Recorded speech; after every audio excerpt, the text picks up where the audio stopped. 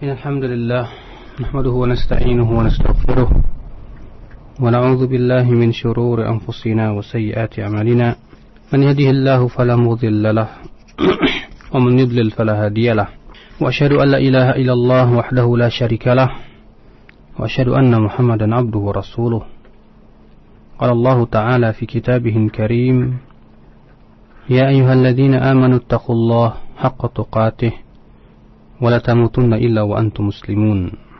Ikhwatul Islam, kita melanjutkan kajian kita ilmu usul bid'ah. Kita kemarin sudah masuk kepada pembahasan perbedaan antara bid'ah dan maslah mursalah, sesuatu yang baru diadakan setelah Rasulullah SAW. Ada yang itu masuk ke dalam perkara bid'ah, ada yang itu masuk kepada sifatnya maslahat mursalah.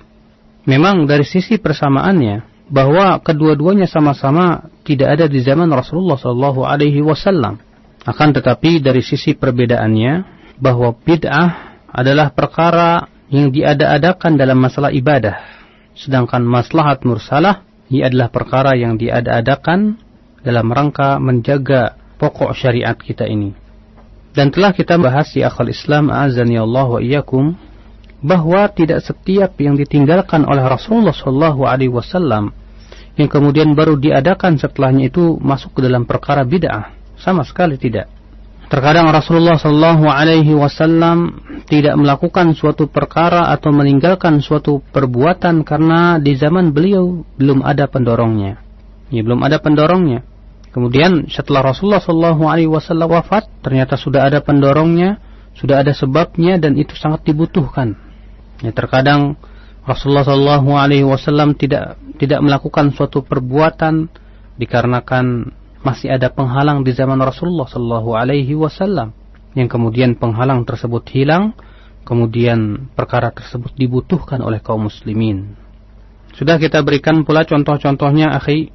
Bahwa di antara contoh-contoh masalah ini adalah yaitu tentang masalah pengumpulan Al-Quranul Karim. Pengumpulan Al-Quranul Karim tidaklah termasuk bid'ah. Kenapa? Karena di zaman Rasulullah SAW belum dikumpulkan dan belum dilakukan oleh Rasulullah, karena masih ada penghalang yang menghalangi beliau untuk mengumpulkan Al-Quran, yaitu bahwa wahyu terus-menerus turun. Demikian pula penulisan ilmu-ilmu Islam seperti ilmu usul fikih, ilmu kaidah fikih, ilmu nahwu, ilmu sharaf, belum ada di zaman Rasulullah. Setelah kita lihat mengapa tidak ada di zaman Rasulullah, karena memang di zaman itu belum ada sebab atau belum ada pendorong untuk menjadikan atau mereka menulis ilmu-ilmu tersebut.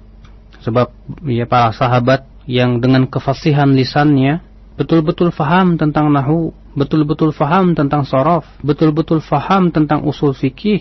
Karena apa? Karena kefasihan lisan yang Allah berikan kepada mereka.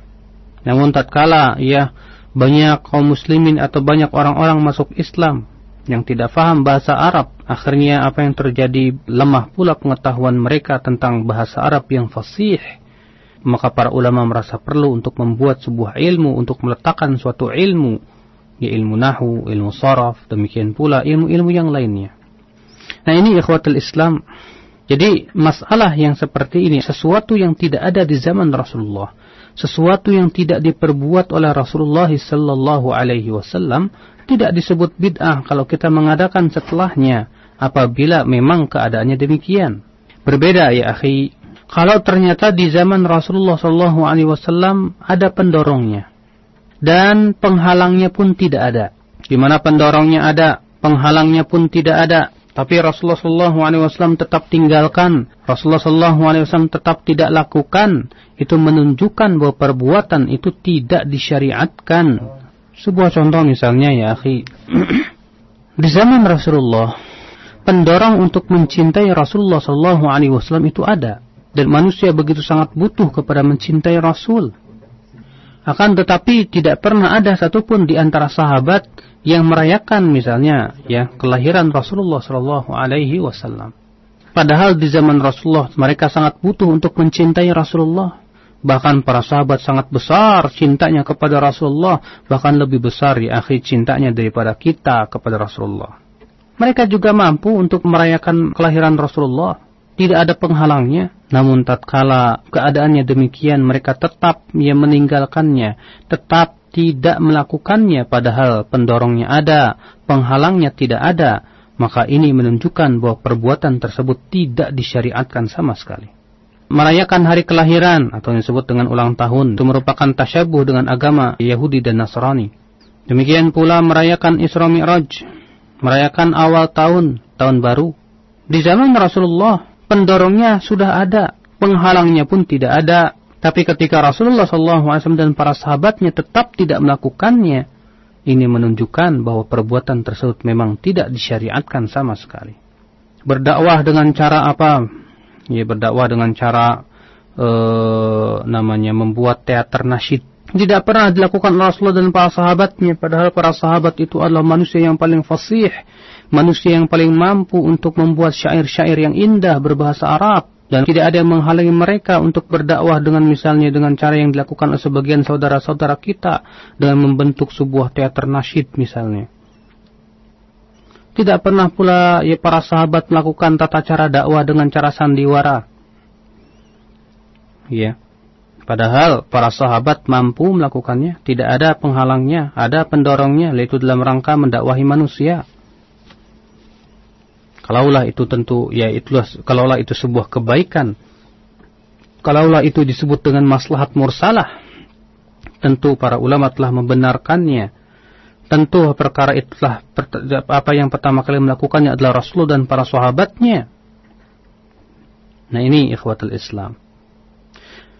Jadi kalau misalnya perbuatan atau perkara-perkara yang ditinggalkan tersebut karena ada penghalangnya di zaman Rasulullah, atau karena belum ada pendorongnya, maka kemudian penghalangnya tersebut misalnya hilang di zaman kita ini, ya, seperti misalnya Rasulullah SAW berdakwah melalui radio.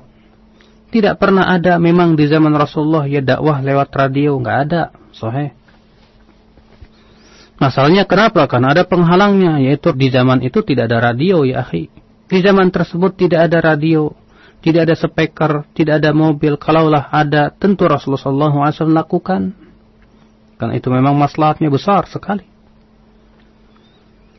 Maka ini adalah poin yang sangat penting di dalam memahami tentang perkara apakah itu termasuk maslahat mursalah ataukah ia adalah perkara yang sifatnya bid'ah. Sebuah contoh misalnya ya akhi. Adzan di salat untuk salat Idul Fitri atau Idul Adha. Bila ada orang atau suatu kaum yang melakukan adzan di salat Idul Fitri atau di salat Idul Adha, maka la syak bahwa ini adalah bid'ah. Mengapa demikian? Karena di zaman Rasulullah SAW tidak pernah dilakukan adzan untuk salat Idul Fitri, tidak pula untuk salat Idul Adha. Padahal pendorongnya ada dalam rangka apa? Memanggil kaum muslimin agar mereka segera berkumpul. Penghalangnya pun tidak ada, bisa saja dan mampu Rasulullah SAW menyuruh seorang sahabat misalnya untuk adzan. Akan tetapi ketika Rasulullah SAW tidak melakukannya, tidak pula para sahabatnya, tidak pula para tabi'in, tabi'ut tabi'in, itu menunjukkan bahwa perkara tersebut tidak disyariatkan sama sekali. Atau misalnya ada orang mengkiaskan, tapi kan dalam salat Jumat ada adzan. Sedangkan salat Jumat itu adalah Id, hari raya kaum muslimin. Maka kita jadikan juga untuk Idul Fitri dan Idul Adha. Kita jawab tidak bisa. Sebab masalah qiyas ya akhi tidak boleh dan tidak berlaku dalam masalah-masalah yang sifatnya ibadah. Di mana di zaman Rasulullah salat Jumat ada dan dilaksanakan adzan Jumat, akan tetapi untuk Idul Fitri, Idul Adha tidak pernah Rasulullah SAW melakukan adzan. Tidak pula para sahabatnya. Nah ini ikhwatal Islam, a'azzani Allah wa iyyakum. Kemudian poin yang kedua yang sangat penting yang berhubungan dengan tentang masalah maslahat mursalah ini, bahwa maslahat mursalah itu berhubungan dengan masalah-masalah yang sifatnya ubudiyah, ibadah saja, masalah-masalah muamalat saja, berhubungan dengan maslahat sifatnya muamalah saja. Makanya berkata Syekh Muhammad Al-Khidr Husain, وقد حقق الباحثون في المصاحل المرسلة النظر وأجروها في أبواب المعاملات وتجنبوا بها أصول العبادات لأن المتفقه في علم الشريعة يدرك أن أحكام المعاملات مبنية على رعاية المصالح المدنية التي يتيسر للعقول السليمة ما تتلقتها من الشارع وغاضت في تدبرها من كل جانب أن تقف على أسرارها وترى خير الحياة في التمسك بها. Ya, para pembahas dari kalangan usul fikih, ahli-ahli usul fikih telah mentahqiq tentang masalah maslahat mursalah ini. Dan mereka memberlakukan maslahat mursalah tersebut hanya dalam masalah bab yaitu muamalah saja. Dan menjauhi ya dalam masalah pokok-pokok ibadah. Sebab orang yang faqih dalam ilmu syariat akan mendapati bahwa hukum-hukum muamalah itu dibangun di atas perhatian terhadap maslahat-maslahat manusia. Yang itu mampu, ya akal yang sehat untuk menerimanya. Kapan saja ia menerimanya dari syariat ini. Amal ibadat, adapun masalah yang sifatnya ibadah, maka itu adalah merupakan urusan Allah. Ya Allah yang paling tahu tentang ibadah yang Allah cintai dan Allah ingin diibadahi sesuai dengan apa yang Allah sukai. Ya bukan sesuai dengan selera manusia tentunya, akhi. Makanya Al-Imam At-Tufi dalam risalah beliau Al-Masalih Al-Mursalah berkata, "Wa inna ma'tabarna al-maslahata fil mu'amalati wa nahwiha duna al-ibadati wa shibhiha li'anna al-ibadati haqqun lisyari'i khasun bihi ولا يمكن معرفة حقه كما وكيفا وزمانا ومكانا إلا من جهته فيأتي به العبد على ما رسم له وهذا بخلاف حقوق المكلفين فإنها أحكام سياسية شرعية وضعت لمصالحهم وكانت هي المعتبرة وعلى تحصيلها المعول. Kata beliau, kami hanya menganggap maslahat mursalah dalam masalah muamalah saja tanpa masalah ibadah. Ya, atau yang sejenis dengan ibadah. Karena ibadah itu hak murni untuk Allah yang membuat syariat itu khusus untuk Allah saja. Dan tidak mungkin kita mengetahui haknya ya dari sisi kuantitas ataupun kualitas tata caranya ataupun ya tempat dan waktunya kecuali harus berasal dari Allah. Maka seorang hamba harus melakukan sesuai dengan apa yang telah dirancang oleh Allah Subhanahu wa taala.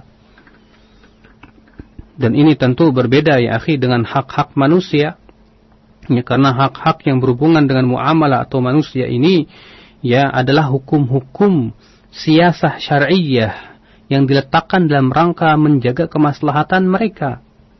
Ya, dan itulah yang menjadi patokan dalam masalah muamalah maslahat mursalah. Ini ikhwatul Islam. Jadi ya maslahat mursalah itu masuknya dalam masalah-masalah muamalat, hubungan antara manusia. Adapun masalah yang sifatnya ibadat maka tidak dimasuki, ya, dan maslahat mursalah tidak masuk ke dalamnya. Kemudian poin yang ketiga ya akhi yang harus diperhatikan bahwa maslahat mursalah bertujuan untuk menjaga perkara yang sangat urgen dalam agama ini atau menghilangkan ya kesulitan di dalam agama kita ini. Itu maslahat mursalah sifatnya demikian. Imma ia dalam rangka menjaga perkara yang sangat penting seperti misalnya apa? Ya para sahabat mengumpulkan Al-Quran dan menjadikannya mushaf. Sebab ini dalam rangka menjaga sebuah pokok yang sangat penting yaitu agar Al-Quran senantiasa terjaga. Coba bayangkan oleh antum. Kalau ternyata sampai hari ini ya Al-Quran tidak dikumpulkan. Ya bagaimana kita akan membaca Al-Quran kalau tidak ada mushaf? Orang awam yang tidak hafal Al-Quran bagaimana mau membaca Al-Quran? Justru dengan dikumpulkannya Al-Quran menjadi sebuah mushaf, sungguh merupakan perkara yang sangat urgen dan sangat bermanfaat sekali. Dahulu di zaman para sahabat ketika dikumpulkan Al-Quran, belum pula diberikan harokat, belum ada titik, belum ada kasroh, fathah, dhamma. Yang kemudian diadakan di zaman Abdul Malik bin Marwan. Dalam rangka apa? Dalam rangka menjaga perkara yang sangat penting dalam syariat ini. Coba bayangkan kalau di zaman sekarang ya, Al-Quran tidak ada titik, tidak ada koma, tidak ada titik-titiknya. Kita nggak bisa membedakan antara nun, ya, mana ba, mana ta, mana jim, mana ha, mana kho. Jangankan tidak ada titik-titiknya ya akhi. Buat baca buku gundul aja nggak ada harokatnya, nggak ada fathah, nggak ada kasroh, nggak ada dhammah, nggak ada sukun. Ya disuruh baca, bingung pula. Gimana kalau tidak ada titik-titiknya? Lebih bingung lagi. Ikhwatal Islam a'azzani Allah wa iyyakum. Jadi itu memang sifat maslahat mursalah dalam rangka menjaga perkara yang sifatnya daruri. Ya darurat sekali. Diadakannya ya dibikinnya ilmu nahwu dalam rangka apa? Menjaga kemurnian Al-Qur'an dan hadis. Agar mereka faham mana fa'il, mana maf'ul bihi. Jangan sampai kebalik. Demikian pula diadakannya ilmu usul fikih dalam rangka memahami ya maksud syariah. Apakah perintah ini sifatnya wajib ataukah sunnah? Itu dalam rangka apa? Menjaga perkara yang sangat daruri, ya aksioma dalam agama kita yang sangat penting, urgen sekali. Diadakannya ilmu hadis dalam rangka menjaga apa? Ya hadis-hadis Rasulullah sallallahu alaihi wasallam dan bisa terpilah mana hadis yang sahih dan mana hadis yang dhaif. Ini tiada lain ikhwatul Islam dalam rangka menjaga agama. Itu adalah sifat maslahat mursalah, berbeda dengan bid'ah. Bid'ah dalam rangka menjaga apa? Kalau dikatakan ya perayaan Maulid Nabi dalam rangka menjaga agar orang-orang senantiasa mengingat Nabi, ya subhanallah. Bukankah syariat kita sudah memerintahkan untuk menuntut ilmu, duduk di majelis ta'lim? Apa itu tidak cukup untuk menjadikan senantiasa ingat kepada Rasulullah? Bahkan itu lebih daripada sebatas setahun sekali yang merayakan Maulid Nabi. Makanya akhi, bid'ah itu sama sekali ya tidak dalam rangka menjaga perkara yang penting atau urgen dalam agama ini. Atau maslahat mursalah sifatnya adalah menghilangkan kesulitan ya di dalam agama kita ini. Tidak seperti bid'ah. Bid'ah bikin sulit. Setelah kematian diadakan acara tahlilan. Akhirnya keluarga mayit harus mau tidak mau mengeluarkan uang buat bayar pembaca Quran. Buat ngasih makan itu orang-orang yang tahlilan. Menyulitkan. Ya di setiap tahun ada perayaan ini, perayaan itu. Ya akhirnya apa yang terjadi mau tidak mau harus keliling kampung untuk minta sumbangan. Menyulitkan. Makanya kalau ada orang berkata ini radio kok dikit-dikit bid'ah. Tentu kita bertanya kepada mereka, ya akhi, mana yang lebih ringan, melakukan atau meninggalkan? Mana yang lebih ringan, melakukan atau meninggalkan? Tentu ya akhi, yang namanya meninggalkan lebih ringan daripada melakukan. Karena meninggalkan itu lebih ringan daripada melakukan. Ya kita katakan ini perkara bid'ah sesuai dengan yang telah difatwakan oleh para ulama. Maka meninggalkan itu lebih ringan daripada kita capek-capek melakukan tapi tidak dinilai oleh Allah subhanahu wa ta'ala sedikit pun juga. Akhal iman. Jadi sifat maslahat mursalah. Ini poin yang ketiga yang harus kita fahami. Bahwa ya ia kembali kepada ya dalam rangka menjaga suatu perkara yang urgen dalam agama kita ini. Atau dalam rangka menghilangkan kesulitan ya di dalam agama kita ini, maka itu disebut dengan maslahat mursalah. Kemudian kita masuk ya akhi kepada pembahasan berikutnya, yaitu al-faslus sadis, fasal yang ke-6, bainal wasail wal maqasid. Perbedaan antara wasilah dan tujuan. Banyak orang tidak ya memahami bahwa tujuan itu tidak menghalalkan segala cara. Terkadang seseorang ketika ditanya, kenapa kamu melakukan ini? Ya, yang penting kan tujuannya baik. Akhirnya karena tujuannya baik, ya dia halalkan segala macam wasilahnya. Sehingga akhirnya tanpa melihat kaidah-kaidah yang telah ditetapkan oleh para ulama. Padahal yang namanya niat yang baik ya akhi tidak menjadikan maksiat jadi taat, tidak pula bid'ah jadi sunnah, tidak pula syirik jadi tauhid. Coba kita perhatikan sebuah kisah. Di mana kisah ini ya mungkin antum semua sering mendengar kisah ini. Yaitu kisah Abdullah bin Mas'ud ketika melihat orang-orang sedang melingkar di dalam masjid. Di situ mereka memegang kerikil, lalu kemudian bertasbih bersama, bertakbir bersama, bertahlil dan bertakbir pun bersama-sama. dipimpin oleh seorang pemimpin, kalau pemimpinnya berkata ya hallilu mi'ah, ayo bertahlil 100 kali, mereka segera mengucapkan la ilaha illallah 100 kali. Melihat itu Abdullah bin Mas'ud berkata kepada mereka, fa'uddu sayyi'atikum, hitung saja kesalahan-kesalahan kalian. Fa'ana dhaminun alla yadhi'a min hasanatikum syai'un. Kata Ibnu Mas'ud, saya jamin tidak akan sia-sia kebaikan kalian sedikit pun juga. Waihakum ya ummat Muhammad, celaka kalian wahai umat Muhammad. Ma asra'a halakatakum, betapa cepatnya kebinasaan kalian itu. Haula'i sahabatu nabiyyikum mutawafirun. Tuh lihat para sahabat Nabi kalian itu masih banyak. Wa hadhihi thiyabuhu lam tabla, pakaiannya belum lusuh. Wa aniyatuhu lam tuksar, bejananya pun belum pecah. Artinya masih pada hidup para sahabat itu. Kenapa kalian tidak ikuti tata cara ibadah mereka? Walladzi nafsi biyadihi, kata Ibnu Mas'ud, demi diriku yang di tangannya, innakum la'ala millatin ahda min millati Muhammadin aw muftatihu babil dhalalah. Apakah kalian ini di atas suatu keyakinan atau di atas suatu millah yang lebih tertunjuki daripada millah Muhammad? Atau kalian hendak membuka pintu kesesatan?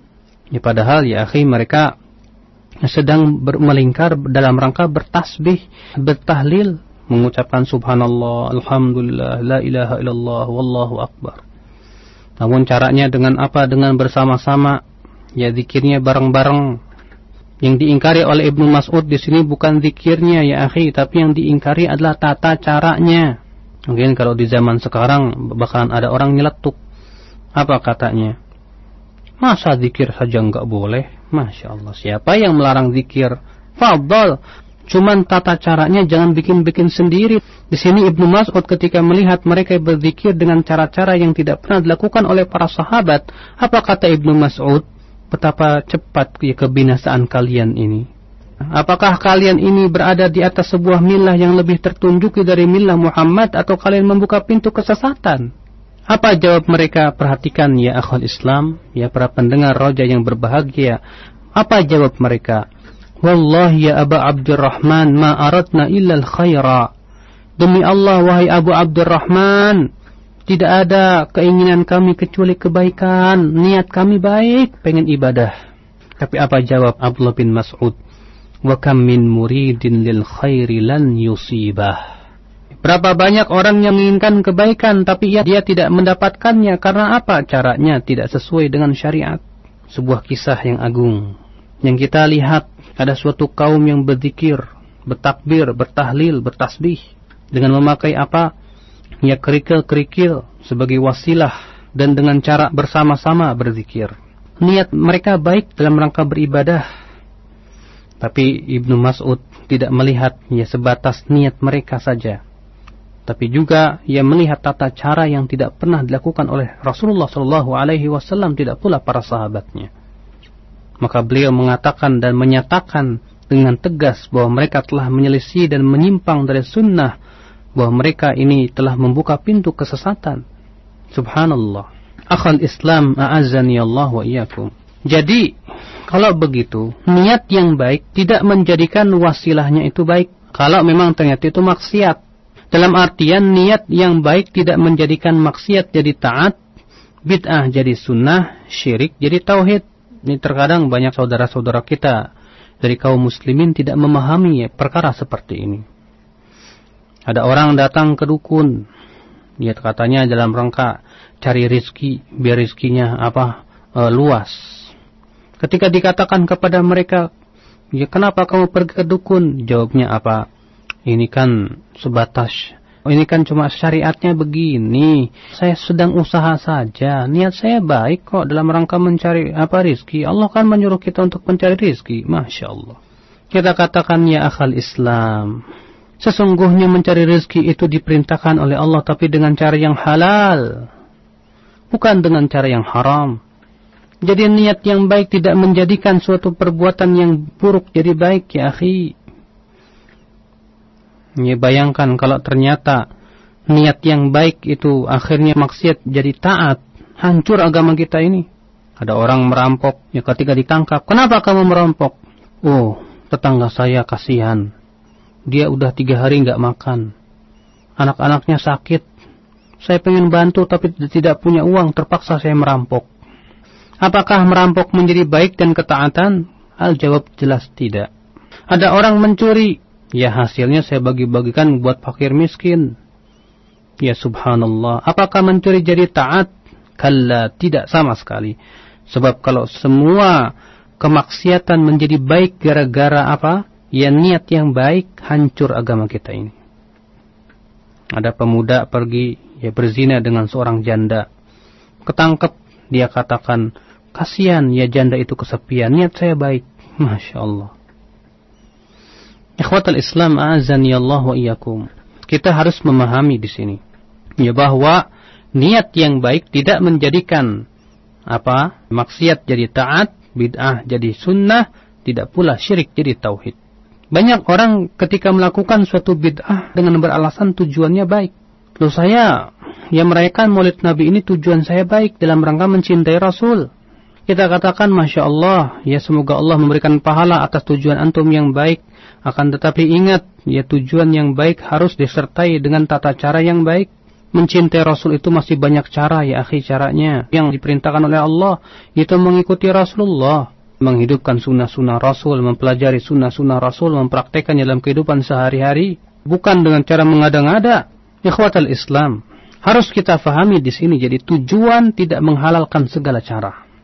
Tujuan menghalalkan segala cara, pokoknya asal tujuannya baik. Yang penting saya mendapatkan tujuan tersebut, caranya bodoh amat, halal haram kayak bodoh amat. Itu kaidah yang dibikin oleh orang-orang Yahudi. Ini jelas ya perkara yang bertentangan dengan syariat agama. Tapi kalau ada orang berkata begini, Ustadz, bukankah di dalam hadis-hadis Nabi SAW kita mendapatkan dalam syariat kita ini sesuatu yang diharamkan jadi boleh? Kalau memang ternyata tujuannya baik. Sebuah contoh Ustadz, hadis Nabi SAW, la kadhiba illa fi salas, tidak ada dusta kecuali dalam 3 perkara. Di dalam apa? Yang pertama, yaitu ketika berperang. Yang kedua, mendamaikan 2 orang yang sedang berselisih. Yang ketiga, yaitu dalam meridhokan istri. Nah, bukankah dusta itu haram? Tapi Rasulullah SAW mengizinkan. Ya, ini menunjukkan sesuatu yang haram jadi boleh. Nah, ini jadi syubhat ya akhi. Terkadang hadis-hadis seperti ini dijadikan syubhat oleh mereka. Alasan untuk menghalalkan yang haram hanya karena tujuannya baik. Harus kita fahami pertama, bahwasannya dalam kaidah syariat sesuatu yang haram baru boleh kalau memang ternyata itu darurat. Ya. Para ulama usul fikih membahas bahwa sesuatu yang haram itu ada 2 macam. Ada yang haram secara zatnya. Ada yang haram karena mimbab saddu dzari'ah. Ya, yang haram karena bisa menjerumuskan kepada keharaman yang lebih besar. Jadi ini ya, ada 2 macam ya, sesuatu yang diharamkan oleh Allah Subhanahu wa taala ada 2 macam. Ada yang haram secara zatnya, contohnya apa? Zina. Zina ya zatnya haram. Minum arak zatnya haram. Ya. Berjudi zatnya haram. Ada lagi yang diharamkan karena akan menjerumuskan. Ya. Allah mengharamkan melihat atau memandang wanita cantik sebab akan menjerumuskan kepada apa? Kepada zina. Sebab ya mata itu adalah merupakan panah-panah iblis. Ya. Allah Subhanahu wa taala melarang segala macam hal yang bisa mendekatkan diri kepada zina, makanya dilarang seorang laki-laki memegang wanita yang bukan mahramnya. Melarang laki-laki dengan wanita berdua-duaan tanpa mahram, dilarang oleh Rasulullah SAW. Ya. Nah, ikhwatal Islam, para ulama usul fikih mengatakan bahwa yang haram secara zatnya itu boleh kalau darurat. Kalau darurat, apa itu darurat? Artinya kalau ditinggalkan akan menimbulkan mafsadah yang sangat besar. Yang namanya darurat itu bisa merusak salah satu dari 5. Bisa merusak agamanya, atau bisa merusak jiwanya, ya, atau bisa merusak hartanya, atau bisa merusak yaitu keturunan, demikian pula akal. Maka sesuatu yang haram boleh secara zatnya, misalnya makan bangkai, haram secara zatnya, na'am. Boleh kapan? Ketika kelaparan, tidak ada makanan yang lainnya. Kita udah cari makan sana sini, nggak ada. Ya, kita tidak menemukan makanan, adanya apa? Ya, bangkai orang. Demikian pula ikhwatul Islam, perkara yang sifatnya haram secara zatnya, masalah seperti misalnya dusta tadi. Ya, menjadi boleh kalau memang sifatnya darurat, kalau memang sudah tidak ada alternatif lain. Ya, bahwa mendamaikan orang, ya, kecuali dengan berdusta, maka dusta jadi boleh di dalam rangka mendamaikan dua muslim yang bertengkar. Kenapa? Karena maslahatnya sangat besar dan di situ tidak ada mudaratnya sama sekali. Ya, makanya disyaratkan. Ya, menjadi boleh itu kapan? Ya, sesuatu yang haram boleh ketika darurat. Kapan bolehnya? Kata Syekh Utsaimin, dengan syarat yang pertama, harus betul-betul memang terrealisasi, ya, darurat tersebut betul-betul hilang. Kalau ternyata tidak hilang, ya tetap tidak boleh. Misalnya kalau ada orang kehausan, ya, sangat haus sekali, kemudian dia cari air nggak ada, yang ada arak. Apakah boleh dia minum arak? Al-jawab, tetap tidak boleh. Kenapa? Karena minum arak itu tidak menghilangkan rasa dahaga, bahkan semakin menambah rasa haus. Dan sudah tidak ada alternatif yang lain. Kalau masih ada alternatif yang lain, ya akhi, yang kita kelaparan bingung, ini nggak ada makanan, yang ada di situ apa? Bangkai. Yang lain ada misalnya combro. Ya, makan combro wajib. Kalau sudah tidak ada alternatif yang lain, maka baru kita waktu itu makan yang sesuatu itu. Adapun yang haram, ya, karena dapat menjerumuskan, maka kata Syekh Muhammad bin Shalih Al-Utsaimin, itu bisa boleh kalau memang ada hajat diperlukan. Kalau diperlukan. Contohnya misalnya, melihat wanita hukumnya haram. Haram kenapa? Karena menjerumuskan kepada zina. Tapi boleh kalau ada hajat dalam rangka ingin meminangnya. Dia ingin melamar seorang wanita, ya, maka pada waktu itu dia boleh menazar atau melihat kepada wanita tersebut. Ikhtilat pada asalnya haram, tapi haram ini mimbab karena itu bisa menjerumuskan kepada zina. Tapi masalahnya kita hajat, kita nggak punya mobil, nggak punya motor, harus naik angkot, harus naik bis. Ternyata di angkot dia campur laki-laki wanita, di bis juga campur laki-laki dan wanita. Bagaimana itu? Kita tidak bisa menghindar. Ini masalah hajat. Karena kita sangat butuh. Kalau kita jalan kaki, misalnya kita butuh mau pergi ke Jakarta, ke Tanah Abang, jalan kaki gempor, ya, bawa barang banyak. Bagaimana? Tidak bisa. Ini hajat. Maka karena kita butuh, maka boleh pada waktu itu, ikhwatul Islam, sesuatu yang haram, yang dilarang karena akan menjerumuskan pada haram yang secara zatnya. Maka pada waktu itu, ya sesuatu yang diharamkan karena akan menjerumuskan itu boleh kalau memang ada hajat. Ya, makanya ketika Rasulullah SAW ditanya tentang apakah boleh membeli kurma basah dengan kurma kering, kata Rasulullah, apakah kurma basah menjadi berkurang, ya, bobotnya ketika menjadi kering? Kata mereka, iya. Kata Rasulullah, kalau begitu jangan. Ya, tidak boleh. Di sini Rasulullah SAW melarang membeli, ya, kurma basah dengan kurma kering. Kenapa? Karena itu bisa menjerumuskan kepada riba. Tapi Rasulullah SAW memberikan rukhsah, boleh bagi mereka yang membutuhkan, ya, kurma basah dan tidak ada, ya, uang ataupun tidak ada yang bisa, ya, berikan kepadanya kecuali dengan kurma kering. Mimbab itu adalah merupakan sesuatu yang sifatnya hajiyat, yaitu apa kita butuh kepadanya. Nah, ini ikhwatul Islam. Makanya betapa pentingnya antum faham tentang kaidah-kaidah usul fikih dan kaidah fikih, ya akhi. Sehingga dari situ antum bisa memahami tentang, ya, hakikat daripada agama kita ini. Dari situ pula kita bisa memahami kapan yang haram jadi halal, kapan sesuatu itu menjadi boleh. Ya, adapun kemudian hanya berdasarkan pada alasan niat yang baik. Ya, asal niat saya baik kemudian segala sesuatu jadi halal, ya subhanallah. Jelas ini perkara yang bertentangan dengan syariat kita yang mulia. Ikhwatul Islam, maka sekali lagi bahwa niat yang baik, tujuan tidak menghalalkan segala cara. Para ulama membahas bahwa ada kaidah lil wasail hukmul maqasid, wasilah itu dihukumi dengan maksud tujuannya. Artinya bahwa wasilah tersebut adalah wasilah yang dihalalkan oleh syariat kita yang mulia, atau yang haram tapi itu disyaratkan harus sifatnya darurat, yang telah disebutkan tadi dalam kaidah-kaidah fikihnya. Maka mempraktek daripada kaidah ini contohnya seperti apa? Ya, menutup aurat hukumnya wajib, wasilahnya apa? Membeli baju, maka wasilah dihukumi dengan tujuan.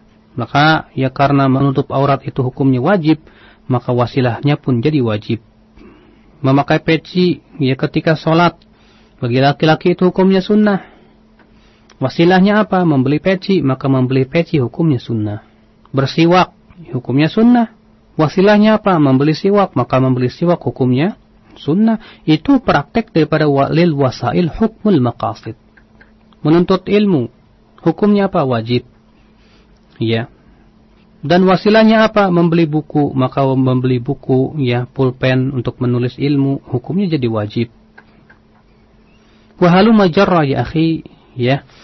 Dan lain sebagai daripada contoh-contoh lil wasail hukmul maqasid, maka dari itu ya kewajiban kita memahami bahwasannya ya tujuan tidak menghalalkan segala cara, akan tetapi tujuan itu ya harus disertai dengan cara yang dihalalkan oleh syariat. Naam.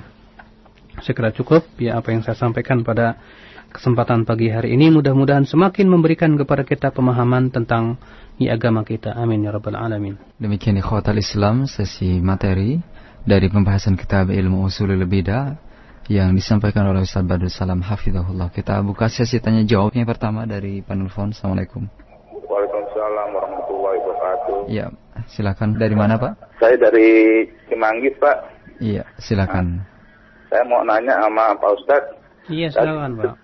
Tentang yang orang yang berzikir bersama-sama, Ibnu Mas'ud mengatakan akan cepat membinasakan. Yang saya inginkan membinasakan itu apa ya? Saya kurang paham juga. Assalamualaikum warahmatullahi wabarakatuh. Waalaikumsalam warahmatullahi wabarakatuh. Terima kasih, Pak. Membinasakan di sini, akhi, mempunyai makna dua. Yang pertama adalah membinasakan agamanya. Sebab bid'ah itu memang bisa merusak agama.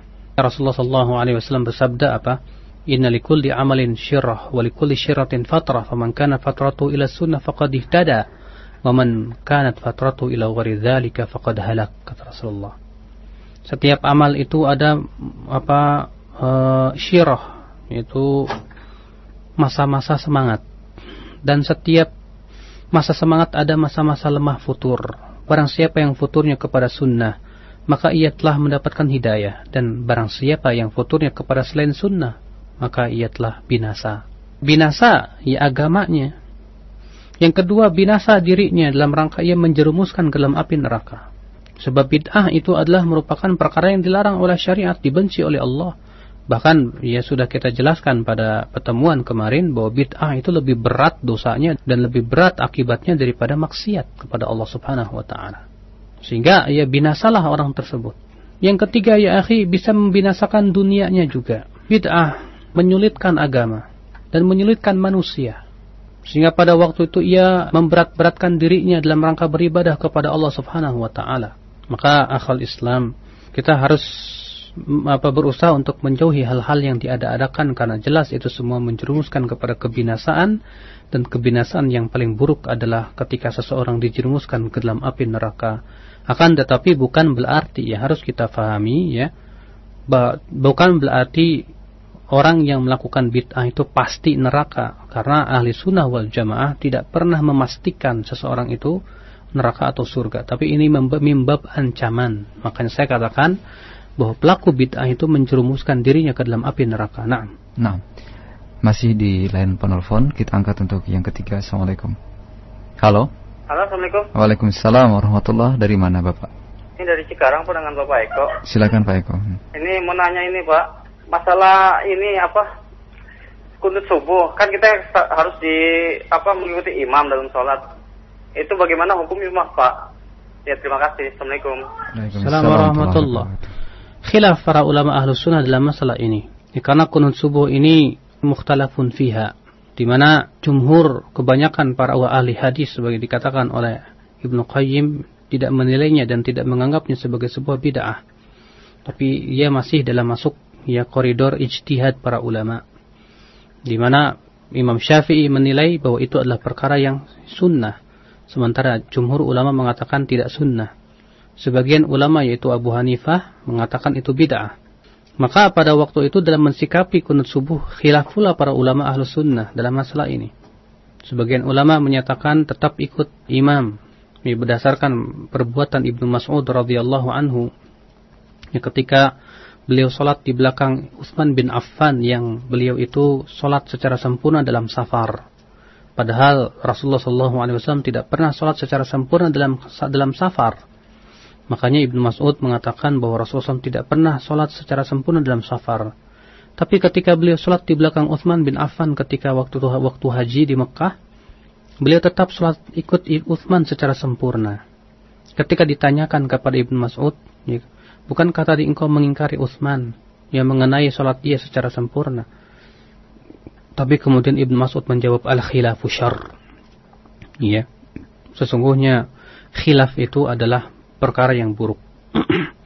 Di sini Ibnu Mas'ud tetap mengikuti perbuatan Utsman bin Affan walaupun beliau memandang itu perkara yang bertentangan dengan apa yang dilakukan Rasulullah sallallahu alaihi wasallam. Maka dari itulah Syekh Utsaimin mengatakan, maka seorang makmum silahkan hendaklah dia mengikuti imam dalam masalah ini selama itu bukan bid'ah yang muttafaqun alaih, yang telah jelas-jelas itu bid'ahnya. Dalam artian ini adalah suatu perkara bid'ah yang masih mukhtalafun fiha, dan masing-masing pendapat pun mempunyai wijhatun nazar tersendiri dalam masalah ini. Maka Syekh Utsaimin menyatakan hendaklah dia mengikuti imam. Sebagian ulama memberikan perincian lagi. Kalau kita tidak mengikuti imam menyebabkan kita ini mudarat, dalam artian orang-orang yang melakukan ini termasuk orang-orang yang diambil dan menjadi rujukan manusia, di mana kalau dia tidak melakukan akan menyebabkan perselisihan dan mudarat yang besar. Maka pada waktu itu hendaklah dia mengikuti imam dengan mengangkat tangan. Tapi kalau ternyata dia melakukan tersebut tidak ada pengaruhnya, dia orang biasa, orang pun tidak menggubris dia, maka pada waktu itu lebih baik tidak ikut imam. Sebab dalilnya adalah perbuatan Ibnu Mas'ud itu sendiri sama, tapi tata cara pemahamannya berbeda. Kenapa? Karena Ibnu Mas'ud adalah orang yang terpandang dan sebagai ulama sahabat pada waktu itu yang menjadi rujukan manusia. Kalaulah Ibnu Mas'ud yang menyelisih Utsman dalam masalah ini, tentu akan terjadi keributan ataupun perselisihan yang besar. Sehingga Ibnu Mas'ud memandang ini akan menimbulkan sebuah mudarat yang besar pula. Makanya beliau mengatakan al-khilafu syarr. Berbeda kalau memang itu orang tersebut adalah orang yang tidak ada pengaruhnya dalam masalah ini, maka lebih baik dia tidak ikuti dalam masalah itu. Wallahu a'lam. Nah. Kemudian ikhwatal Islam, kita angkat pertanyaan dari pesan singkat.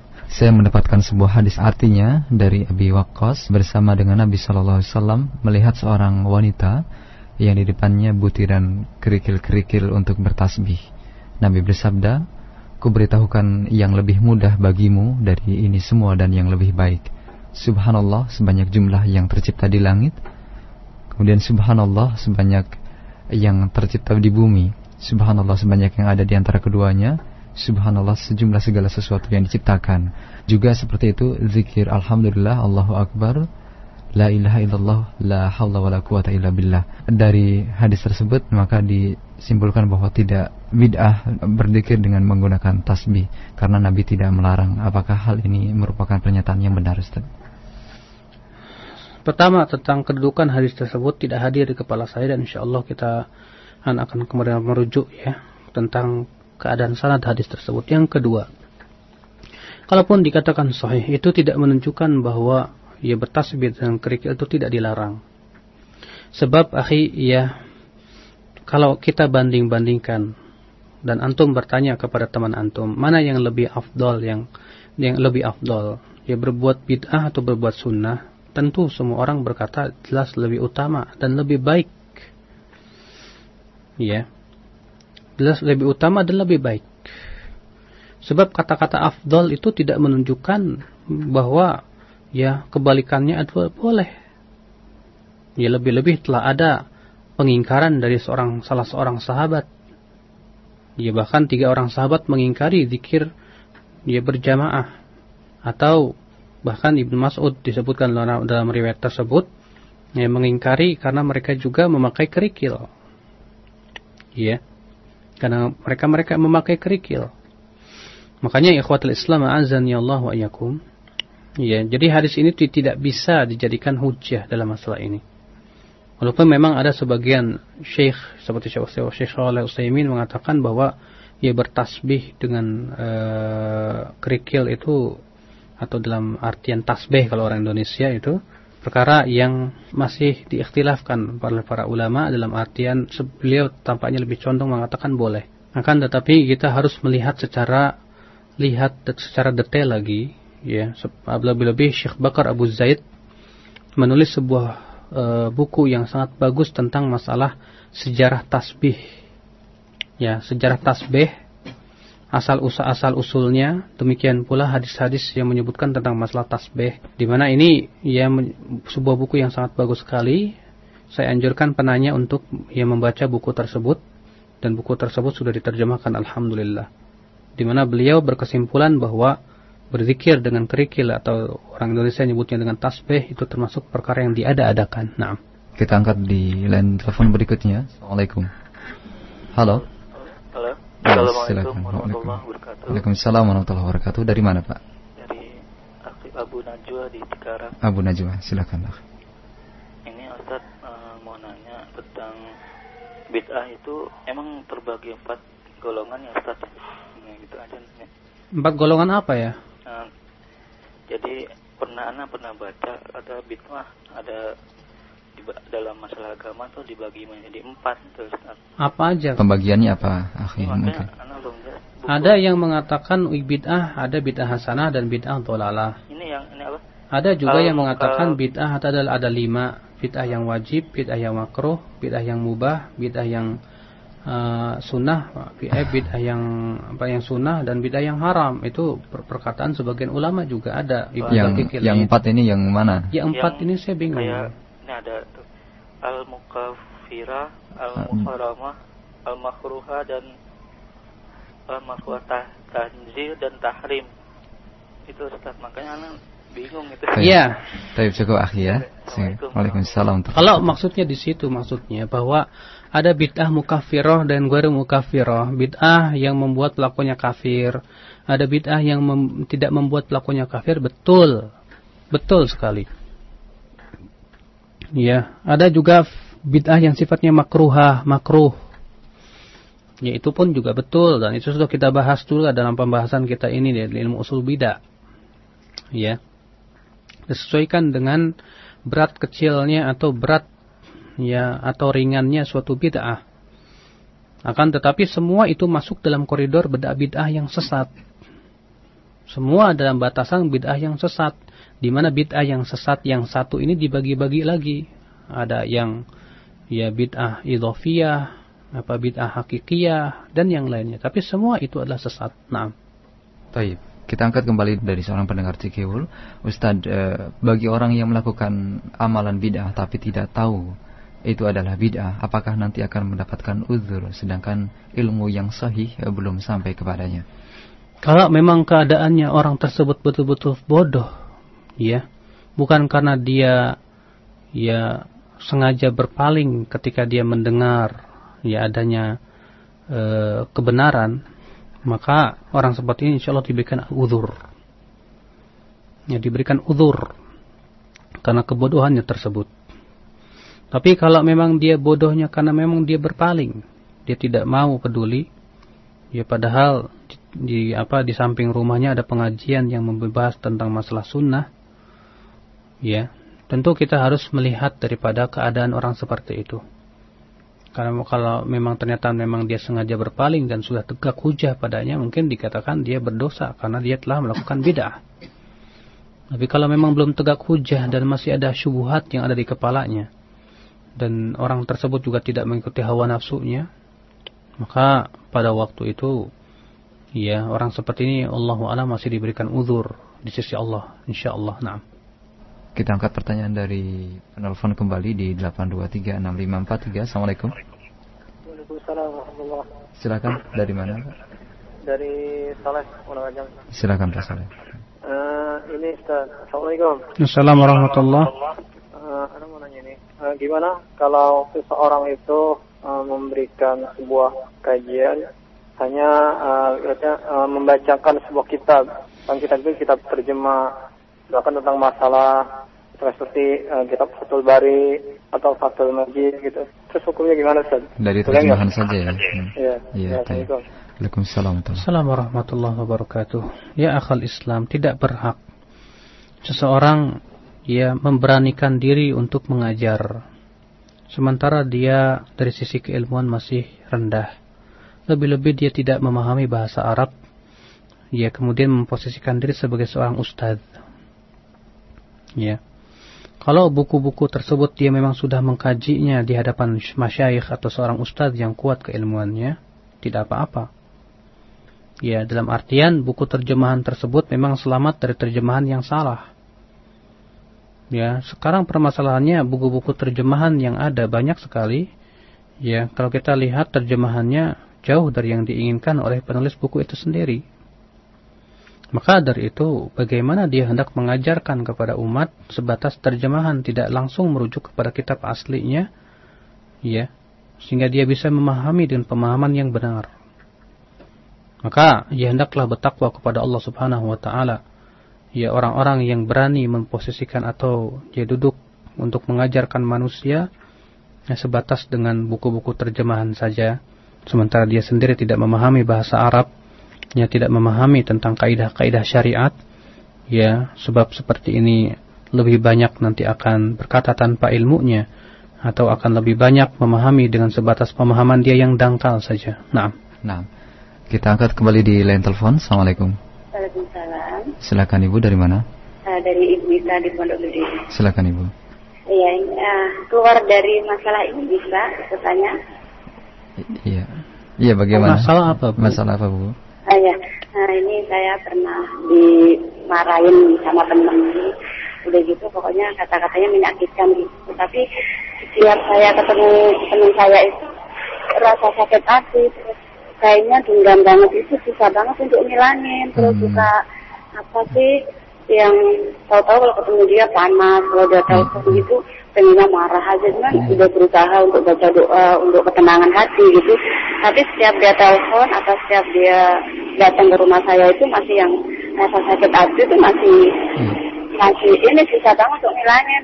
Minta tolong doanya itu aja. Iya, terima kasih. Iya. Assalamualaikum. Waalaikumsalam. Semoga Ibu dihilangkan dari hati Ibu penyakit seperti itu.